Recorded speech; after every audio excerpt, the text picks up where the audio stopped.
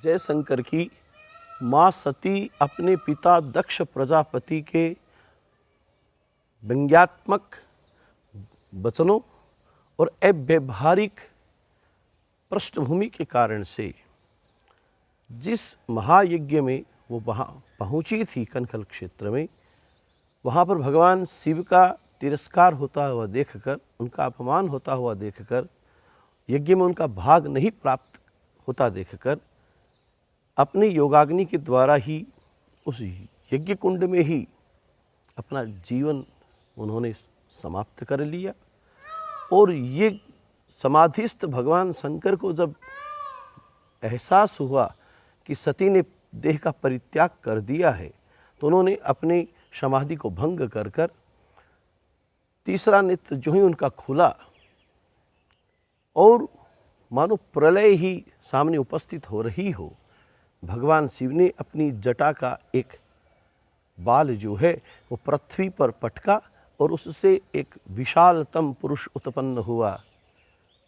उसने भगवान रुद्र शिव को, जो उस समय आवेशात्मक रूप में थे, प्रणाम करते हुए निवेदन किया कि मेरे लिए क्या आज्ञा है।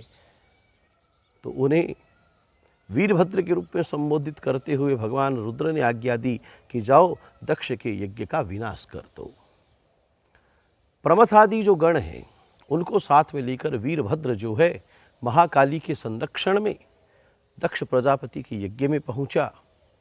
वहाँ पर भृगु आदि जो ऋषि हैं उन्होंने यज्ञ की परिरक्षा के अनेक प्रयत्न किए, लेकिन वीरभद्र के सामने सारे देवता निस्तेज हो गए।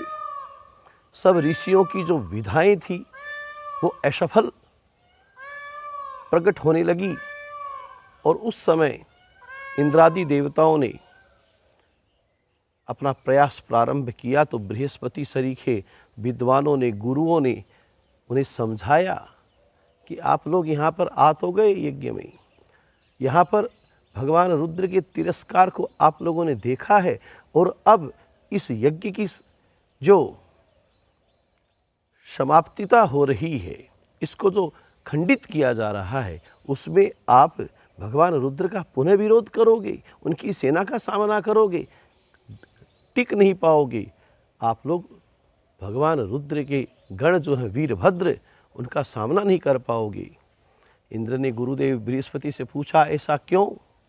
तो उन्होंने कहा कि आप भगवान विष्णु से पूछिए। भगवान विष्णु ने उस समय देवताओं से कहा कि आप लोग बड़ी मूर्खता कर रहे हो। भगवान शिव तो सर्वेश्वर हैं, अनादि है, अजन्मा है, अविनाशी है, सबके कारक और तत्व हैं। दक्ष प्रजापति ने अपने इष्ट भगवान विष्णु को देखकर अपने यज्ञ की इस तरह से खंडनता होते देखकर उनके चरणों में लौटकर प्रणाम करते हुए निवेदन किया कि आप मेरी सहायता कीजिए।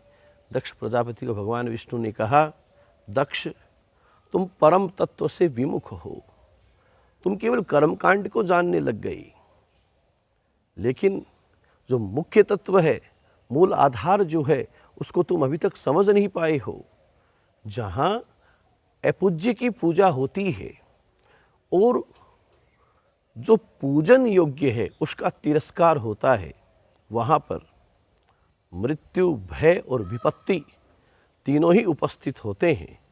आज तुमने भगवान शिव का तिरस्कार किया है। शिव परम तत्व है, शिव का कोई जोड़ नहीं है, शिव का कोई तोड़ नहीं है, शिव के समान कोई दूसरा नहीं है। शिव हम सबके अधिपति हैं, सर्वेश्वर हैं। तुमने शिव के प्रति ये जो राग, द्वेष, ईर्ष्या का भाव रखा है, आज भय, मृत्यु और विपत्ति तीनों ही तुम्हारे यज्ञ में और तुम्हारे जीवन में प्रवेश कर चुके हैं।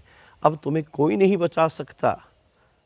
भगवान विष्णु के ऐसा कहने के साथ में ही वीरभद्र सारी सेना के साथ में मिलकर देखते देखते उस यज्ञ को विध्वंस कर देते हैं।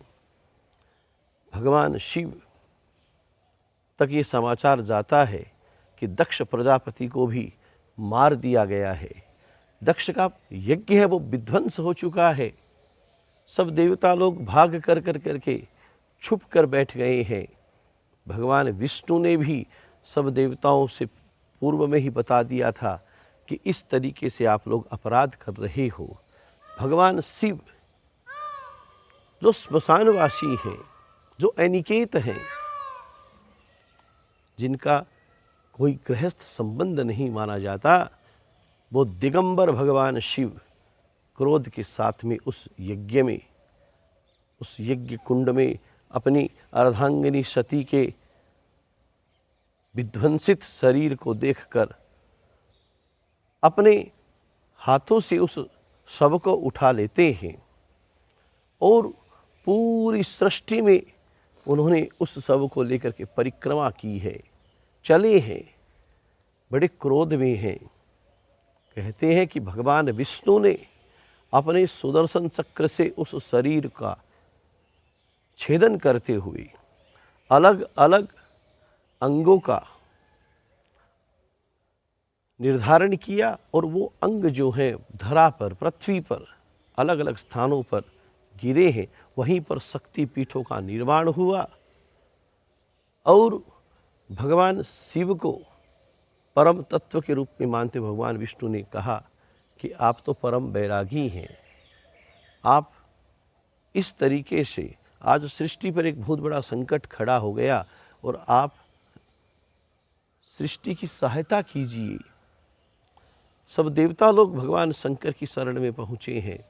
भगवान महादेव आदिदेव का स्तवन किया है, स्तुति की है, निवेदन किया है कि ये दक्ष तो आपका अपराधी था ही, हम सब भी अपराधी बन गए, लेकिन आप तो दयालु हैं, आशुतोष हैं, कृपालु हैं, आप कृपा कीजिए, इस यज्ञ को विध्वंस होने से बचा लीजिए, सृष्टि को समाप्त होने से बचा लीजिए। भगवान शिव वहाँ पर प्रेरणा देते हैं कि दक्ष को पुनर्जीवित कर दिया जाएगा। यज्ञ की पूर्णाहुति भगवान विष्णु के सानिध्य में होगी और वहाँ पर एक सर्जिकल ऑपरेशन होता है कि दक्ष प्रजापति का जो मृत शरीर था उसको महामृत्युंजय मंत्र की सहायता से दधीची आदि ऋषियों ने, जो शिव के परम भक्त थे, जिन्होंने यज्ञ मंडप को छोड़ दिया था शिव की निंदा होने के साथ में ही, आज महामृत्युंजय बल और शिव की कृपा से दक्ष को पुनर्जीवित किया गया। दक्ष का जो सिर है वह कोशिका तंत्रों के द्वारा पुनर्विकसित किया गया और आज भगवान शिव जो है एक सर्जन डॉक्टर बने और उन्होंने दक्ष प्रजापति को बकरे का सिर जो है वो लगा दिया। दक्ष का मन खराब था, उसके मस्तिष्क में बुद्धि विकार था, उसने कुमति को धारण कर रखा था। आज मन है, मन एव मनुष्याणाम कारणम बंध मोक्षयो, मन ही मनुष्य के जीव के बंधन और मोक्ष का कारण बनता है। दक्ष प्रजापति का मन खराब था, उसे बकरे का सिर धारण करना पड़ा और यज्ञ पुनः प्रारंभ हुआ। भगवान विष्णु को साक्षी मानकर पूर्णाहुति दी गई।